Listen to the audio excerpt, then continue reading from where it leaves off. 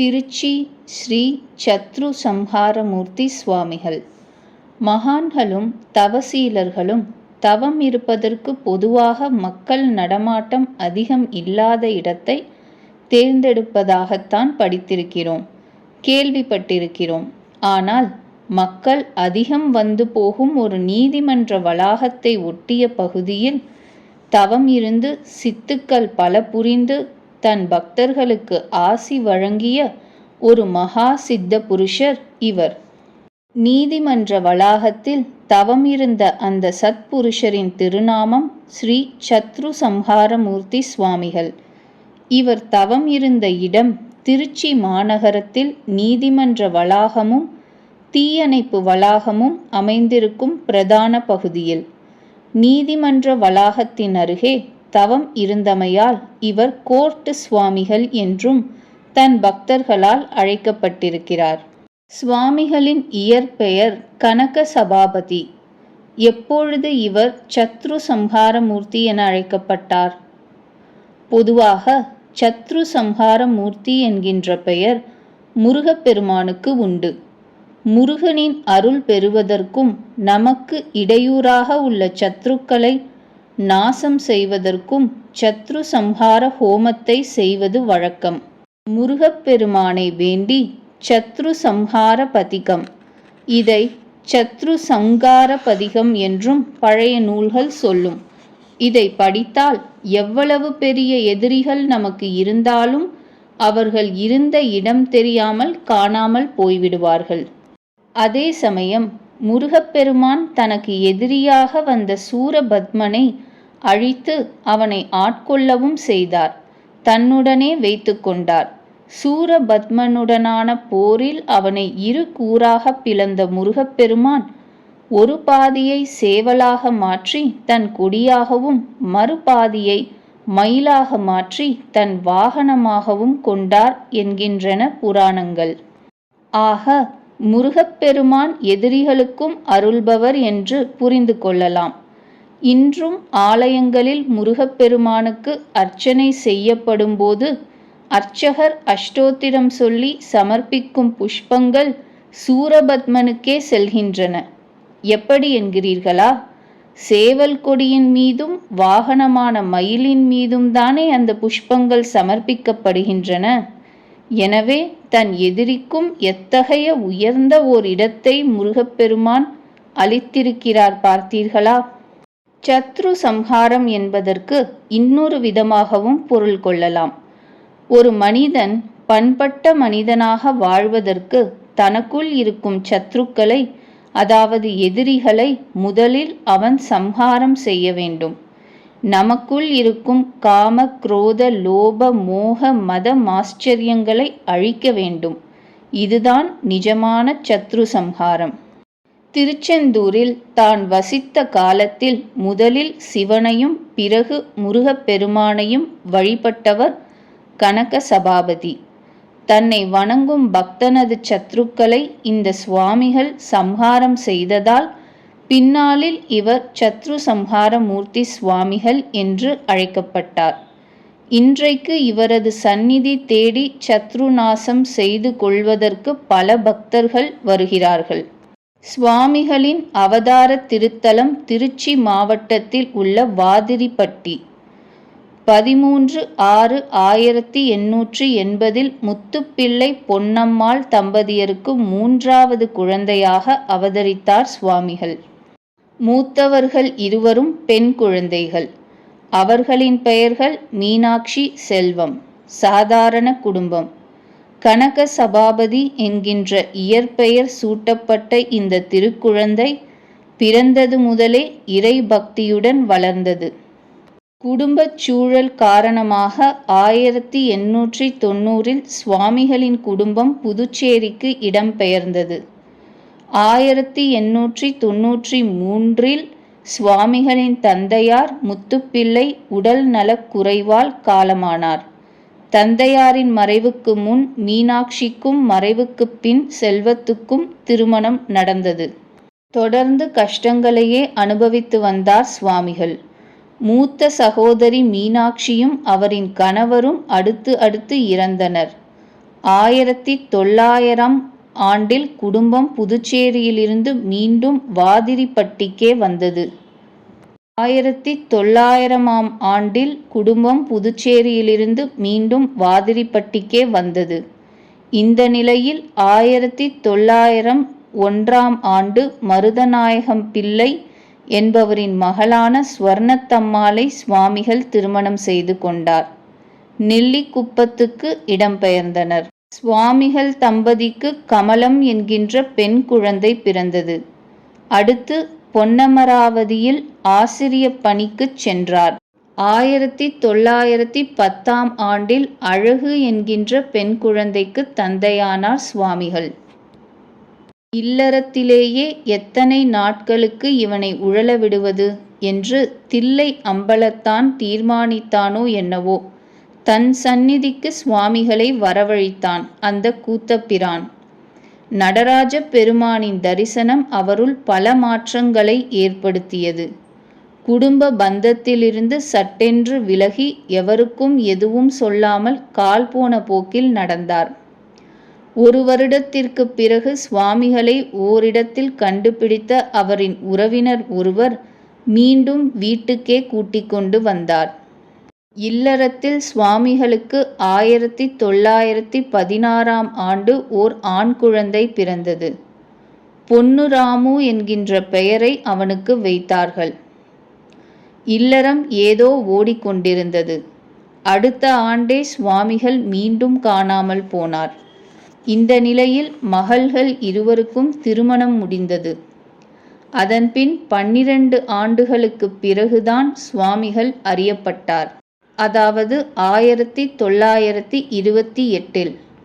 இடைப்பட்ட காலத்தில் அவரை இறைவன் ஆட்கொண்ட விதத்தை சுவாமிகள் மட்டுமே அறிவார். திருச்சி உச்சிப்பிள்ளையார் கோயில் அருகே உள்ள நாகநாத சுவாமி கோயிலில் கடும் தியானம் மேற்கொண்டார். சுவாமிகளை இங்கே அடையாளம் கண்டு கொண்ட அவரது உறவினர் ஒருவர் மனைவியான ஸ்வர்ணத்தம்மாளுக்கு செய்தி அனுப்பினார். உறவின் முறைகள் தேடி வந்தனர். பாசம் பரிமாறப்பட்டது. ஆனால் சுவாமிகளின் மனதில் இல்லற ஆசை துளிக்கூட எட்டி பார்க்கவில்லை. 1929 சுவாமிகளின் வாழ்வில் மீண்டும் ஒரு சோகம் சூழ்ந்தது. வாதிரிப்பட்டியில் இருந்து கடியாப்பட்டி சென்ற 2வது மகள் அழகுக்கு திடீரென அம்மை போட்டுவிட்டது. தகவல் வாதிரிப்பட்டிக்கு வர அனைவரும் கிளம்பலாம் என்று பேசப்பட்டது. நாளை போகலாம் என்றார் சுவாமிகள். அனைவரும் சம்மதித்தனர். அப்போது சில மணித்துளிகள் இடைவெளிக்கு சுவாமிகளுக்கு இலை போட்டு சாப்பிட அழைத்தனர். தியானத்தில் இருந்த சுவாமிகள், அங்கே அழகு இறந்து கிடக்கும்போது இங்கே சாப்பாட்டுக்கு இலையா என்று பெருங்குரல் எடுத்து பேச அனைவரும் பதறிப்போனார்கள். ஆம், இன்னும் சற்று நேரத்தில் இங்கே கார் வரும், சேதி தெரிய வரும் என்றார். அதன்படி அடுத்து சில நேரத்தில் காரும் வந்தது, துயரச் செய்தியும் வந்தது. அதன்பின் நார்த்தாமலைக்கு இடம்பெயர்ந்த சுவாமிகள் சிறிது காலத்திற்கு பிறகு அங்கிருந்து திருச்சி நீதிமன்ற வளாகத்தில் தீயணைப்பு நிலையம் எதிரில் உள்ள மகிழ மரத்தடியில் அமர்ந்தார். தியானம் தொடர்ந்தது.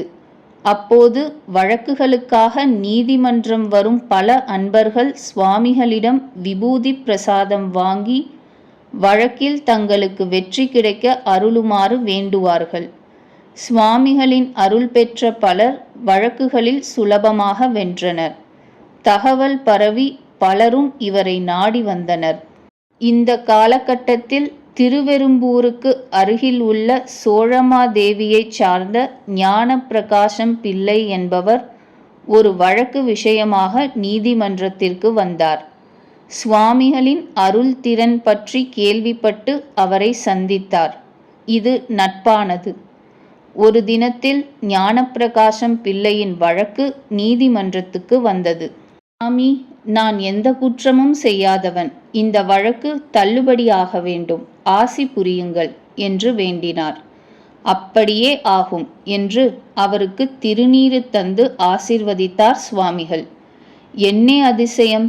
27/7/1934 அன்று நீதிமன்றத்தில் நடந்த வழக்கில் முதல் கேஸாக ஞானப்பிரகாசம் பிள்ளையின் வழக்கை திடீரென தள்ளுபடி செய்தார் நீதிபதி. அதன்பின் சுவாமிகளை குருநாதராக ஏற்றுக்கொண்டார் ஞானப்பிரகாசம் பிள்ளை. ஒருமுறை மகிழ மரத்தடியில் வழக்கம்போல் தியானத்தில் இருந்தார் சுவாமிகள். அப்பொழுது அந்த வழியே வந்த ஆங்கிலேய போலீஸ்காரர் ஒருவர் சுவாமிகளை காரணமே இல்லாமல் பூட்ஸ் காலால் எட்டி உதைத்தார். பலர் தடுத்தும் தன் வெறிச் செயலை போலீஸ்காரர் நிறுத்தவில்லை. "விடப்பா, அவன் வினையை அவன் அறுத்து கொண்டிருக்கிறான்" என்று சுவாமிகள் சினம் கொள்ளாமல் பதில் சொன்னார். உதைத்தவன் தன் வெறி அடங்கிய பின் ஓடிப்போனான். அதன்பின் ஞானப்பிரகாசம் பிள்ளை சுவாமிகளை தன் சோழம்மாதேவி வீட்டுக்கு அழைத்துச் சென்று வைத்தியம் செய்தார். இதற்கிடையில் சுவாமிகளை உதைத்த போலீஸ்காரரின் ஒரு கையும் காலும் இழுத்து கொண்டது. வலியால் துடிதுடித்தார். உயிர் பிரிவது போன்ற சூழ்நிலை வரும்போது அவருடைய குடும்பத்தார்கள் இவரது வெறிச்செயல் பற்றி விசாரித்து அறிந்தார்கள். அதன்பின் சுவாமிகள் இருக்கும் இடத்திற்கு போலீஸ்காரரை கைத்தாங்கலாக கூட்டிச் சென்று காலில் விழுந்து மன்னிப்பு கேட்க வைத்தனர். மனம் இறங்குவதுதானே மகானின் இயல்பு. போலீஸ்காரரின் கையிலும் காலிலும் விபூதி தடவிவிட்டார் சுவாமிகள். அடுத்த கணமே அவரை பிடித்த அவஸ்தை விலகியது. அன்று முதல் அந்த போலீஸ்காரர் சுவாமிகளின் பக்தரானார். பின்னாளில் சில காலத்திற்கு சுவாமிகள் விராலிமலைக்குச் சென்றார். சுவாமிகள் தீவிரமான முருக பக்தர். விராலிமலையில் முருகப்பெருமானை வழிபடுவதும் சந்தைப்பேட்டையில் ஒரு வன்னி மரத்தடியில் அமர்ந்து பலருக்கு அருளாசி சொல்வதும் வழக்கமானது. அங்கே சுவாமிகளின் அன்புக்கு மிகவும் பாத்திரமானவர் ராமன் என்பவர். ஒருமுறை திருச்சியில் இருந்த ராமன் கடுமையான காய்ச்சலினால் பாதிக்கப்பட்டிருந்தார். உயிர் பிழைப்பதே சிரமம் என்பது போல அவரது நிலை இருந்தது. அப்பொழுது விராலிமலையில் இருந்த சுவாமிகள் ஞான திருஷ்டி மூலம் இதை உணர்ந்து திருச்சி சென்றார். அங்கே முனகளுடன் படுத்திருந்த ராமனின் கையில் ஒரு பச்சிலையை கட்டி குளிர்ந்த நீரில் அவரை குளிப்பாட்டினார் சுவாமிகள். ஜுரத்தால் படுத்திருப்பவரை குளிர்ந்த நீரில் குளிப்பாட்டினால் விளைவு விபரீதமாகுமே என்று பதைபதைப்புடன் கேட்ட ராமனின் குடும்பத்தினரை பார்த்து வெறும் புன்னகையை மட்டுமே பதிலாகத் தந்தார் சுவாமிகள். அடுத்த சில நிமிடங்களில் ராமன் எழுந்து உட்கார்ந்தார். இயல்பு நிலைக்கு வந்தவர் சுவாமிகளின் திருப்பாதங்களில் விழுந்தார். ஒருமுறை விராலிமலையில் வன்னி மரத்தடியில் ராமனும் சுவாமிகளும் அமர்ந்திருந்த போது ராமனிடம் சுவாமிகள் கூறினார், "இன்னும் சற்று நேரத்தில் இங்கே வயிற்று வலிக்காரன் ஒருவன் வருவான் பார்." திருவாக்கு அடுத்த கணமே பலித்தது. வலியின் அவஸ்தை காரணமாக வயிற்றை தடவிக்கொண்டே அங்கே வந்தார் புதுக்கோட்டையில் திவானாக இருந்த கிருஷ்ணசுவாமி. சுவாமிகளின் திருவடி பணிந்து, "வயிற்று வலி நீங்க அருள் புரியுங்கள் சுவாமி" என்று மன்றாடி கேட்டுக்கொண்டார். திருநீற்றை கொடுத்து அவரது வலியை போக்கிய சுவாமிகள், "பலருக்கும் நீ செய்த தீவினைதான் உன்னை தொடர்ந்து வருகிறது. நல்லதையே செய், நலம் பெருகும்" என்று சுவாமிகள் ஆசிர்வதிக்க, "அப்படியே நடந்து கொள்கிறேன் சாமி" என்று அங்கிருந்து அகன்றார் திவான். பல சித்த புருஷர்களைப் போலவே ஒரே நேரத்தில் பல இடங்களில் காட்சி தந்து அருளியிருக்கிறார் ஸ்ரீ சத்ருசம்ஹாரமூர்த்தி சுவாமிகள். ஒருமுறை திருச்சியில் தன் பக்தர் ஒருவருடன் காவிரி ஆற்றில் புனித நீராடி கொண்டிருந்த சுவாமிகள் அதே நேரத்தில் விராலிமலையில் ராமனுடன் பேசிக் கொண்டிருந்தாராம். இதுபோல் பலமுறை நிகழ்ந்திருக்கிறது. கூடுவிட்டு கூடு பாய்ந்தும் பல அற்புதங்களையும் நிகழ்த்தியிருக்கிறார். ஒரு முறை தன் பக்தன் ஒருவனுக்கு ஏதோ பரிகாரம் சொல்வதற்காக கோயிலுக்கு சர்க்கரை பொங்கல் செய்து வழிபடு என்று சொல்லியிருக்கிறார். சுவாமிகளும் அங்கே வந்திருந்தார். பொங்கல் பொங்கிக் கொண்டிருக்கும் வேளையில் திடீரென பெரும் இடிச்சத்தத்துடன் மழை பொத்துக்கொண்டு ஊற்றியது. அந்த பக்தரோ சுவாமிகளிடம் ஓடி வந்து, சுவாமி, இதென்ன சோகம்? பொங்கல் பொங்கி வரும் வேளையில் மழை பெய்கிறதே என்று பதற்றத்துடன் கேட்க, அடுத்த கணம் அந்த அற்புதம் நிகழ்ந்தது. சுவாமிகள் அமர்ந்திருந்த இடத்திலும் பொங்கல் பொங்கிக் கொண்டிருக்கும் இடத்தையும் தவிர அதை சுற்றி கனமழை பெய்தது. தனது பரம பக்தரான ஸ்ரீ சத்ரு சம்ஹாரமூர்த்தி சுவாமிகளை அந்த முருகப்பெருமானே கடைசி காலத்தில் ஆட்கொண்டார். திருச்செந்தூரில் 1938 வருடம் அக்டோபர் மாதம் 11ஆம் தேதி முருகனுக்கு உகந்த செவ்வாய்க்கிழமை அன்று சத்ரு சம்ஹார மூர்த்தியின் ஆத்ம ஜோதி திருச்செந்தூர் பெருமானிடம் கலந்தது. திருச்செந்தூரில் சமாதி, தாண்டீஸ்வரம், வாதிரிப்பட்டி, குடுமியான்மலை, வீரப்பட்டி, சோழமாதேவி போன்ற ஊர்களிலும் சுவாமிகள் கோயில் கொண்டுள்ளார். ஸ்ரீ சத்ரு சம்ஹாரமூர்த்தி சுவாமிகளின் திருச்சி மகிழ மரத்தடி ஆசிரமத்தை தரிசிப்போமா? ஸ்ரீ சத்ரு சம்ஹாரமூர்த்தி சுவாமிகளின் அனைத்து வழிபாட்டு இடங்களுக்கும் இதுவே தலைமை பீடமாக கருதப்படுகிறது.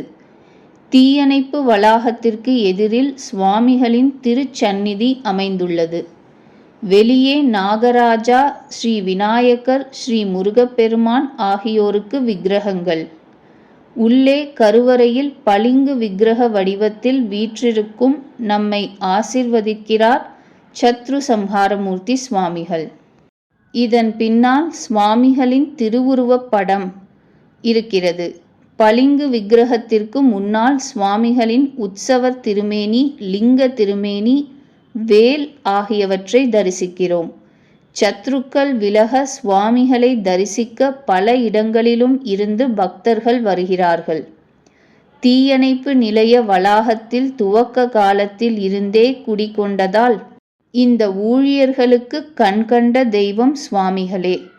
இப்பவும் ஏதாவது அசம்பாவிதம் என்று தீயணைப்பு வண்டிகள் திடீரென புறப்பட நேர்ந்தால் இந்த ஊழியர்கள் சுவாமிகளை வணங்கிவிட்டே புறப்படுகிறார்களாம்.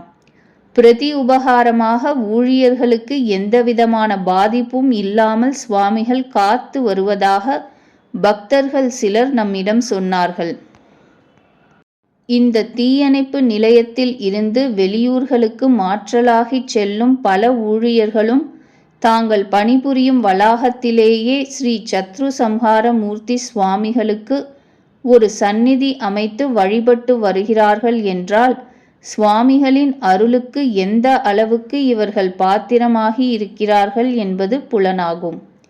இந்த வகையில் ஸ்ரீரங்கம், துறையூர், ஜெயங்கொண்டம், பெரம்பலூர், புதுக்கோட்டை, அறந்தாங்கி, திருமயம், இலுப்பூர், ஆலங்குடி, நாகப்பட்டினம், நன்னிலம், கரூர், பட்டுக்கோட்டை, பேராவூரணி, நாகப்பட்டினம் போன்ற ஊர்களில் அமைந்துள்ள தீயணைப்பு நிலைய வளாகங்களில் சுவாமிகளுக்கு ஒரு திருச்சந்நிதி ஏற்படுத்தி தங்கள் வழிபாட்டை தொடர்ந்து வருகிறார்கள் தீயணைப்பு நிலைய ஊழியர்கள். சுவாமிகளின் அவதார தினம் ஆனி ஆயில்யம், சமாதியான தினம் புரட்டாசி பரணி. இந்த தினங்களில் இங்கே வழிபாடு சிறந்த முறையில் அனுஷ்டிக்கப்படுகிறது. தவிர ஒவ்வொரு மாத ஆயில்யம் மற்றும் பரணி தினங்களிலும் வியாழக்கிழமை தோறும் சிறப்பு வழிபாடு நடத்தப்படுகிறது. தினமும் மதிய வேளையில் அன்னதானம் வழங்கப்படுகிறது. இது தவிர ஏழை எளிய மாணவர்களுக்கு காலை உணவு, இலவச பாட வகுப்பு என்றும் இந்த ஆசிரமத்தின் தொண்டு விரிகிறது. சுவாமிகள் சமாதியான இடமான திருச்செந்தூரில் அவருக்கு வழிபாடு நடக்கிறது. அகத்திலும் புறத்திலும் உள்ள சத்ரு பயம் நம்மிடம் இருந்து விலகவும் நிம்மதியான வாழ்க்கை வாழ்வதற்கும் மகிழ மரத்தடியில் அமர்ந்து நிஷ்டையில் இருக்கும் ஸ்ரீ சத்ரு சம்ஹார மூர்த்தி சுவாமிகளை வணங்கி அவரின் குருவருள் பெறுவோம், நலம் விழைவோம். திருச்சிற்றம்பலம்.